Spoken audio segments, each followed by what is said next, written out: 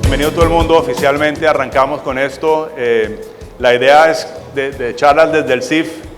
Realmente hay tres objetivos, tres metas. La primera meta es realmente tener más o menos cada 4 o 6 semanas una actividad chévere donde nos reunamos todos, gocemos de una buena cena, de una linda compañía y tengamos por supuesto un invitado especial que nos dé material para pensar y para pasarla bien. La segunda meta es por supuesto todo el tema de medios, y aquí aprovecho para pedirles a todos mientras que arrancamos que se metan en Facebook, CIF Barranquilla, Instagram, YouTube y también en la página Facebook de Charlas desde el CIF. La idea es que eso va a ser un vehículo para conectar a muchos de los hijos, nietos, primos, hermanos, amigos que tenemos de la comunidad de Barranquilla afuera y poderles llevar el CIF de una forma periódica a su corazón. Entonces esa es la segunda, y la tercera por supuesto una actividad más para la comunidad interesante. Jaime, vamos a arrancar acá con un poquito, primero que todo, de historia personal tuya, porque acá hay gente que realmente, muy poquitos, pero habrá por ahí 1 o 2 que no te conocen tan bien. Entonces cuéntanos un poquito. ¿Cuándo llegaste tú a Colombia? ¿De dónde llegaste? ¿Cómo llegaste? Me acuerdo de todo desde los 4 años, afortunadamente. A los 5 años nos embarcamos. Primero vino mi papá en el año 32. Luego el viejo hizo la primera plática, entonces hizo para los pasajes para nosotros venirnos en barco. El barco lo cogimos en Ámsterdam, vinimos de Lituania, de la ciudad de Lituania donde vivíamos. Cogimos un tren que nos llevó hasta Ámsterdam y en Ámsterdam un bote nos recogió y nos llevó al barco. Llegamos aquí y estaba el viejo ya esperándonos todo vestidito de blanco, como se usaba en esa época. Y de ahí había un tren en esa época que nos llevó a Barranquilla. El viejo originalmente llegó a Bucaramanga porque un amigo de él, un señor Gilinski, le dijo que 20 para acá, que aquí podemos trabajar duro y hacer plática.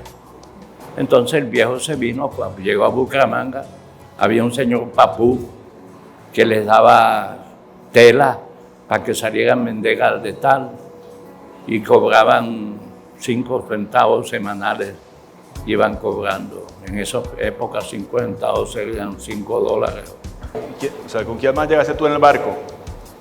En el barco vinimos un barco, creo que había en cuarta porque no había quinta.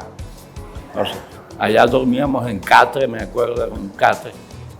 No estuvimos en la primera ni segunda. ¿Sí? Cuando llegamos, pues llegamos ya a Barranquilla, mi papá ya tenía una fábrica de zapatos y mientras conseguía dónde vivir, construyó en madera como un cuarto donde dormíamos todos dentro de la fábrica, hasta que consiguió enfrente, en un segundo piso, consiguió donde estuvimos mucho más cómodos ya. ¿Y tú llegaste de qué edad? Yo llegué a los 5 años. Wow. ¿Y cómo fueron esos primeros días? ¿Con quién andabas? ¿Qué hiciste? ¿En qué colegio estudiaste? En esa época había una vecina que vivía más cerquita, una pecosa, y ahí cogíamos con un anzuelito y un cordelito pedacitos de pan, desperdicios de comida, y nos íbamos al caño porque estábamos ahí mismito cerca del caño y nos íbamos a pescar. Ahí empezó el tema de la pesca. Ahí comenzó la idea de la pesca, gustarme la pesca. Le gustaba a uno cuando le pica a uno, que uno siente que le pican, tú sabes. Ese es el gusto bastante. Cogíamos los pescados, llegaba yo a la casa con 6, 7 barbules, cacheguas, todos son pescados sin escamas. Y tú sabes que nosotros no comemos pescado sin escamas. Entonces mi papá lo que hacía, mi mamá lo hacía es regalársela a la muchacha o a los vecinos. Y ya yo me cansé de pesca y pesca y resulta que no comíamos nada de eso, entonces dejé la pesca en ese momento. Cuéntanos, por favor, cómo fue que conociste a tu mujer maravillosa, Yuta. Bueno, lo de maravillosa estoy de acuerdo contigo, pero no sabes lo que friegan a veces las mujeres. Esa la conocí porque yo acostumbraba en esa época a ver los amigos que novias tenían y tratar de quitársela. Entonces me dijeron que Ayuta, una peladita bonita que se sentaba fuera del restaurante del papá, iba a visitarlo un amigo, no voy a decir nombres. Entonces pasé por ahí, la vi y dijo, está buena. Entonces en el club, cuando iba al club, empecé a sacarla a bailar y echarle cuentecitos, etc. Y cayó. ¿Cuánto tiempo después se casaron?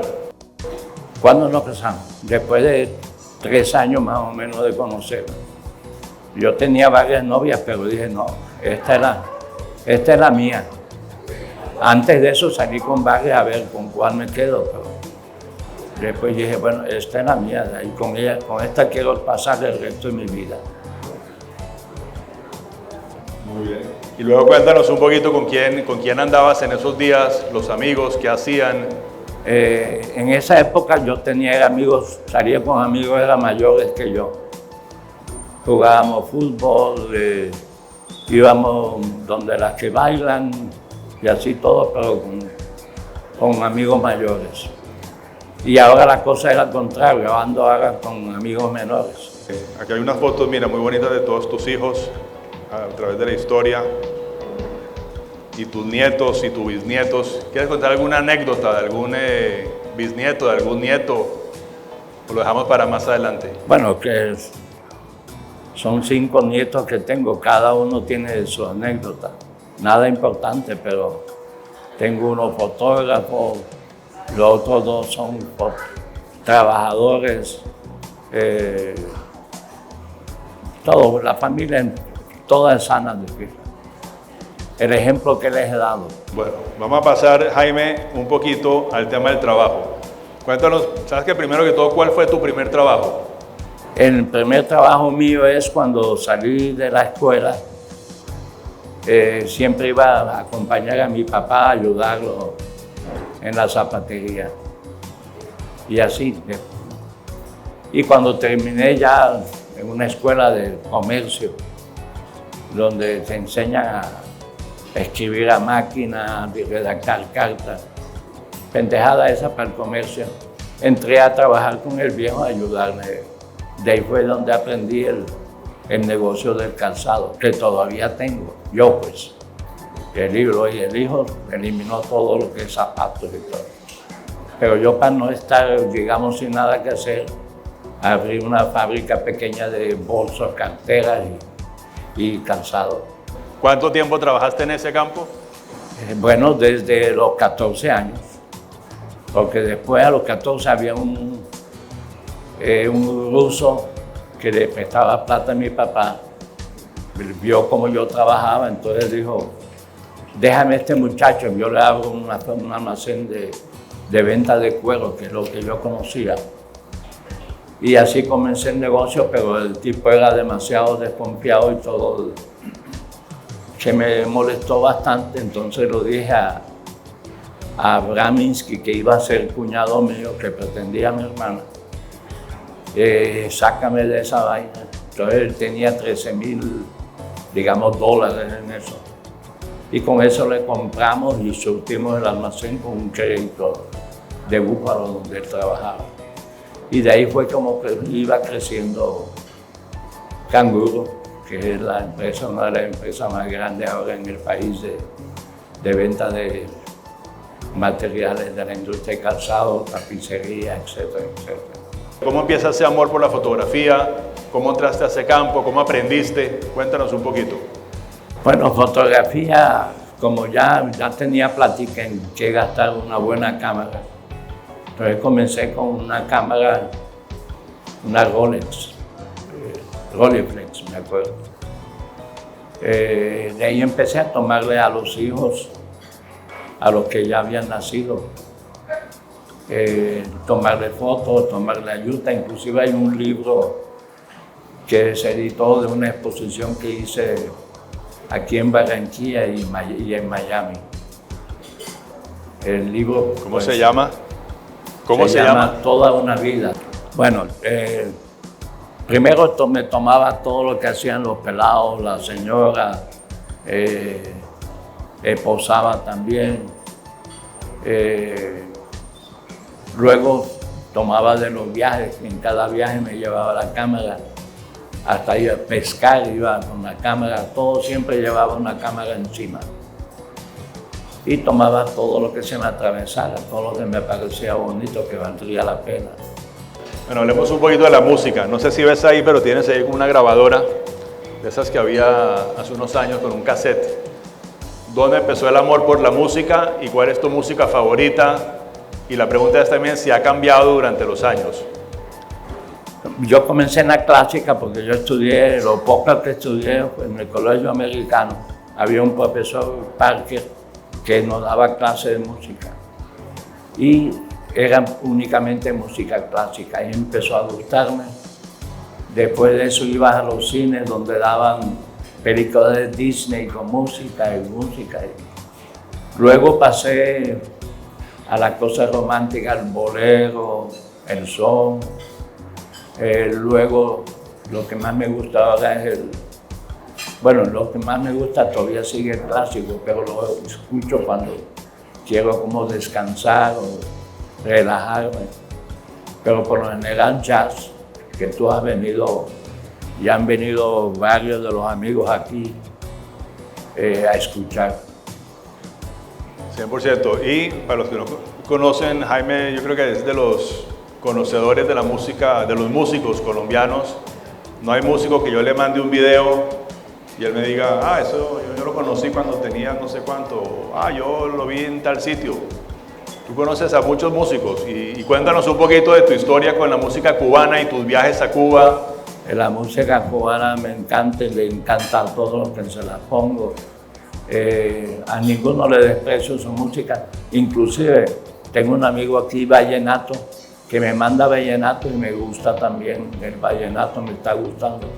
O sea, todo lo que es música bien interpretada, bien cantada, me gusta. Aquí hay una foto detrás de ti que vimos hace un par de días en tu casa con Jimmy Salcedo, que era un famoso músico de los 80s, sí, por ahí. Jimmy Salcedo en esa época era muy amigo nuestro, a todas las fiestas que hacíamos, cumpleaños, aniversarios. Él venía a tocarnos y estar con nosotros. Lo mismo Alfredo de la Fe, no sé si lo conocen, que vive ahora aquí. O sea, muchos amigos músicos venían a mis cumpleaños, a nuestros cumpleaños, aniversarios, etc. Espectacular. Bueno, es una foto un poco íntima, pero aquí hay varios. Ahí está Gustavo también, Martín, Ricardo, que tuvo que viajar ahora al último momento, pero tenemos la fortuna de ir a escuchar música de vez en cuando con Jaime en las tardes, con un buen traguito. Y es increíble cómo él maneja. Siempre está buscando la siguiente generación de Siri o de Alexa o de todas esas cosas. Y entonces con el acento de él a veces no le escucha bien la secretaria electrónica. Entonces él se frustra. Sí, no, lógico, pero la R mía a veces no me escuchan bien, entonces las maldigo, pero como ella no entiende, me da lo mismo. Pero es increíble cómo maneja eso y yo creo que tienes un playlist ahí en YouTube que vale oro, porque tienes tanta diversidad de música y tanta cosa todo en alta definición y espectacular. ¿Cómo te convertiste en un gran pescador? Empecemos por ahí. Bueno, el primera lancha es con un amigo que vivía aquí, Luis Brenner, ya me acuerdo, que en paz descanse. Compramos una lancha, o se importó una lancha que se llamaba You Make It. O sea, venían los tablones, el pegante, todo para construir. Y era una lancha de 16 pies.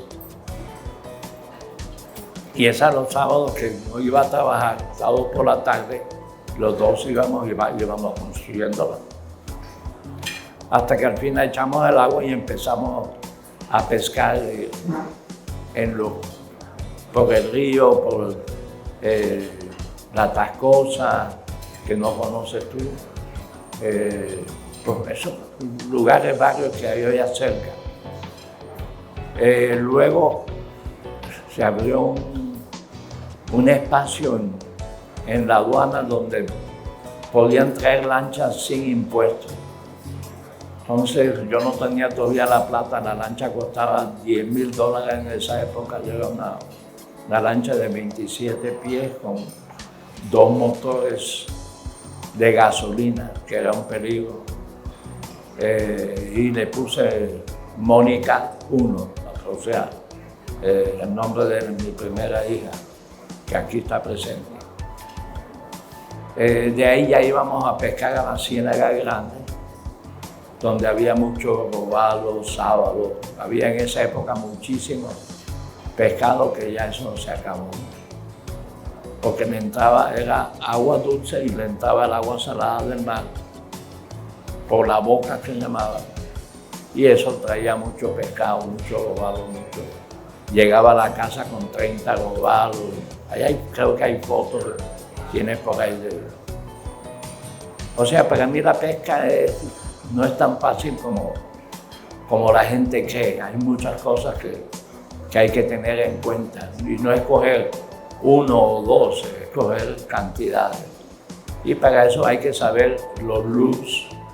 Por ejemplo, tú tienes lo que uso yo, cucharas.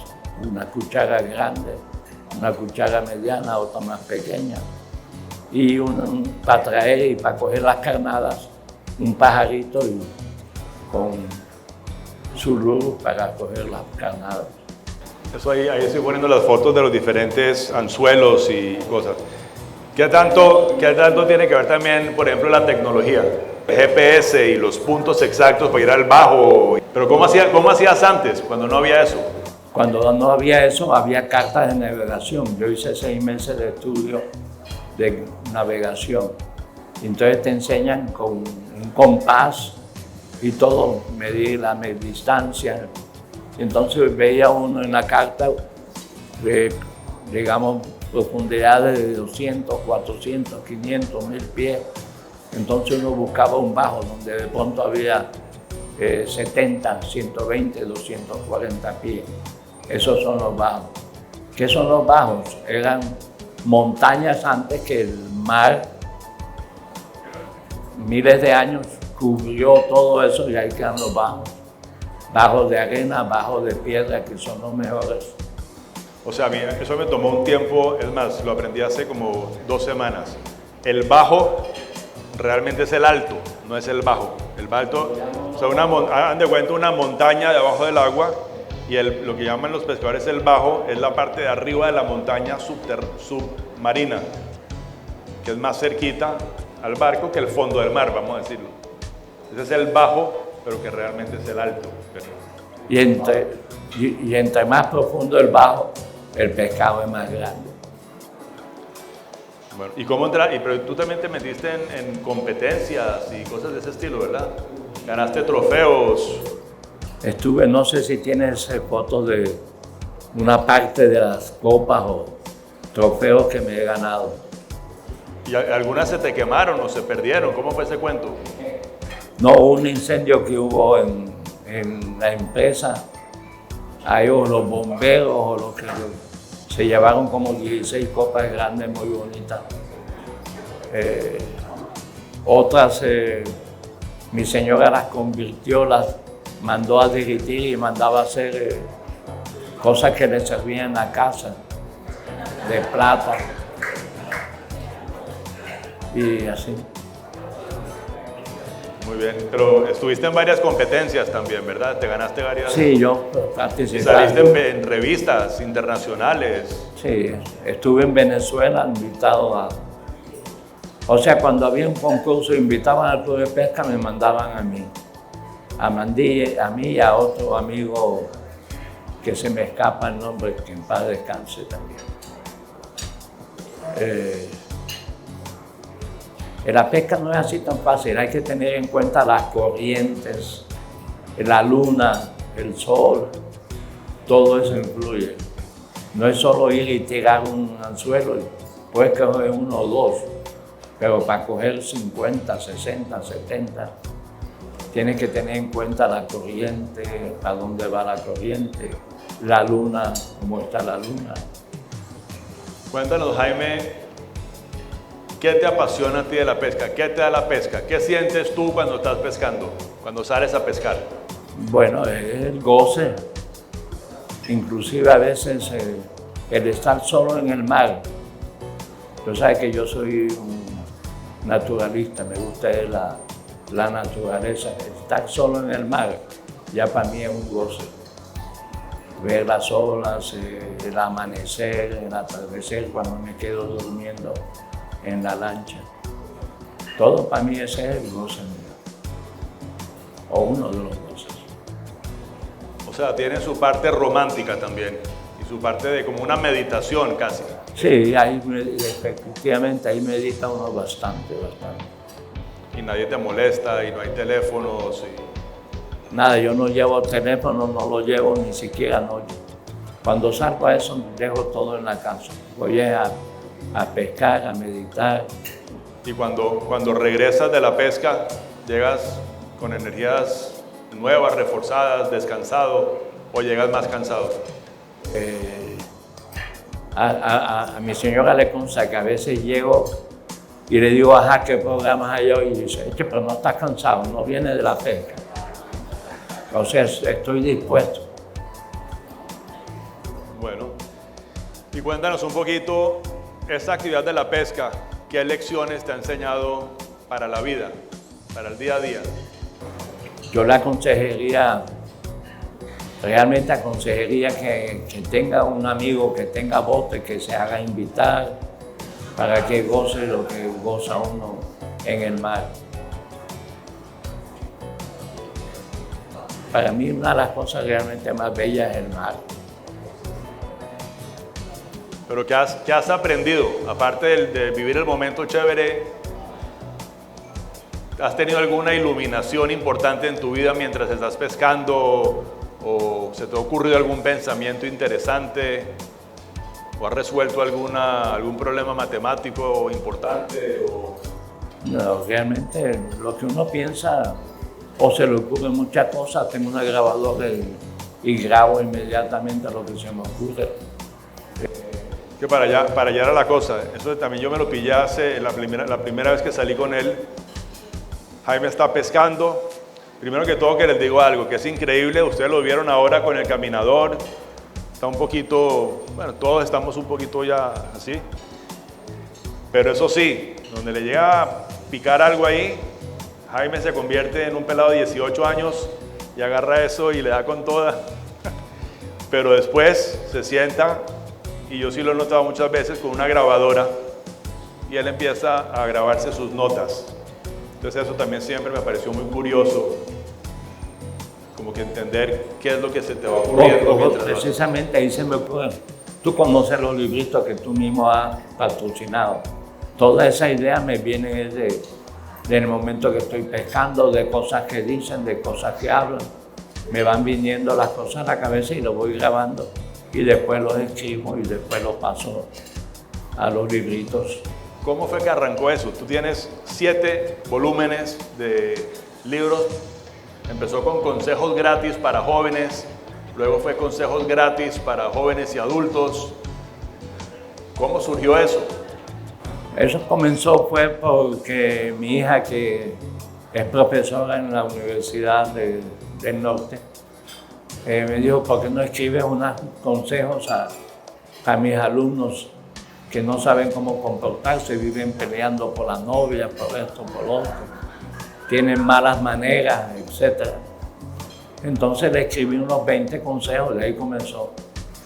Y no sé si ella se lo llevó o qué, pero ahí comenzó el librito. Y de ahí fue, a medida que iba los pensamientos, etcétera, llegar hasta el 7º. Y ahora tengo como 120 más escritos. No sé qué se haga con eso, pero se lo dejaré de pronto como herencia a alguno de los hijos o a ti. Bueno, ya que hablas de hijos, déjame empezar por acá. ¿Cómo ves tú a la juventud de hoy en día? ¿Cómo ves a los jóvenes de hoy en día? ¿Y qué les puedes aconsejar? Yo les aconsejo más bien que busquen un hobby que no sea simplemente piensen en paganditas, en pelaje y toda esa vaina, sino que busquen un hobby, ya sea la pesca, se hagan invitar por algún pescador, que escuchen música, no estén tanto pendientes de pelaje. ¿Y qué consejos tienes para los menos jóvenes, los más mayorcitos? Es lo mismo prácticamente. Todo depende del carácter de cada uno y lo que a cada uno le gusta. Me contaste una vez de la importancia del ejercicio. Tú me dices que tú haces ejercicio en la cama cuando te despiertas, en la ducha. Eso es lo principal realmente para mantenerse. Yo a los 95 años y que tengo la mente bien, yo creo que es debido a los ejercicios, porque yo todo el día estoy haciendo ejercicio. Antes de levantarme en la cama, cuando me baño tengo mi ejercicio de flexión. O sea, todo el día estoy buscando en el escritorio tiene una pesa, o sea, es constantemente. Tengo en el escritorio tengo las pesas que hago, piernas. Lo principal es las piernas, porque las piernas son las que sostienen tu cuerpo. Así que a las piernas es lo que hay que darle más atención, prestarle más atención. Pero hacer ejercicio, todo el tiempo ejercicio. Piscina, mucho piscina. Ahí es donde mejor se hace el ejercicio. Bueno, excelente. Jaime, vamos a abrir acá, a ver si alguien en el público tiene alguna pregunta interesante que te quiera hacer. La verdad nada, siempre me ha enseñado todos los días cosas nuevas cuando salgo con él de pesca y por más que tiene unos métodos de pesca que siempre ha conservado, son los que más efectivos son y nos da palo con los métodos nuevos que llevamos y los consejos que nos da pescando el día a día en cuanto a la vida, al trabajo, a la salud. De verdad que es algo súper especial y agradecerle a Jaime por la compañía que me ha brindado y por su espacio que me ha abierto para poder disfrutar esos momentos que creo que los voy a recordar el resto de mi vida, porque me hubiera gustado haber tenido como un abuelo, lo veo a él porque no lo tuve. Entonces fue algo muy grandioso conocerlo y seguir pescando con él. Entonces no hay más preguntas sino agradecimientos. Dos preguntas, Jaime. La primera, si en tu larga trayectoria de pescador te has tropezado alguna vez con una sirena, ¿y qué hiciste? Y la segunda es que, bueno, tú has contado la parte que si te has tropezado con alguna sirena en tus faenas de pesca. ¿Sirena? ¿Viste alguna sirena? ¿Cómo? ¿Alguna sirena te encontraste alguna vez? Ojalá me lo hubiera encontrado. Lo que pasa es que la sirena no tiene por dónde, ¿oíste? Pero ojalá me lo hubiera encontrado. Bueno, Jaime, tú has contado lo maravilloso y el disfrute que significa pescar. Y has contado pues, lo que significa salir una jornada, ver el atardecer, la excitación de la pesca. Pero quienes hemos de una u otra manera conocido el mar, sabemos que el mar es lo más traicionero que hay, lo más difícil y que puede ser mortal. Me imagino que en tu larga experiencia también habrás tenido experiencias duras donde pudiste haber perdido la vida en el mar y podrás contarnos alguna de esas anécdotas, experiencias que también el mar te enseñó. Sí, al mar hay que respetarlo muchísimo, hay que saber cuándo salir o cuándo no atreverse a salir. Cuando comenzaba yo en la pesca, íbamos a ir al Rodadero, a Santa Marta, con la lancha, pasando por Boca Ceniza. Y ese día el río estaba calmadísimo, pensando que todo iba a estar calmo. Pero cuando llegamos a Boca Ceniza, esa lancha comenzó a... Inclusive llevé a un experto, porque yo todavía no tenía experiencia en manejar botes, etc. El hombre que iba dejó la lancha y se fue para atrás a vomitar. Tuve que coger yo la lancha y simplemente cogía las olas de enfrente, porque eso sí aprendí, que siempre hay que ir enfrente de la ola. Pero si nos ladeábamos cualquier cosa o tratábamos de regresar, la lancha se hubiera volteado. Duramos para llegar como 7 horas para llegar a un viaje de 3 horas, pero iba muy despacio y así pude salvarnos nosotros. ¿Cuál es tu secreto de tu matrimonio tan bello? Bueno, tratar a la mujer como una reina, como se merece.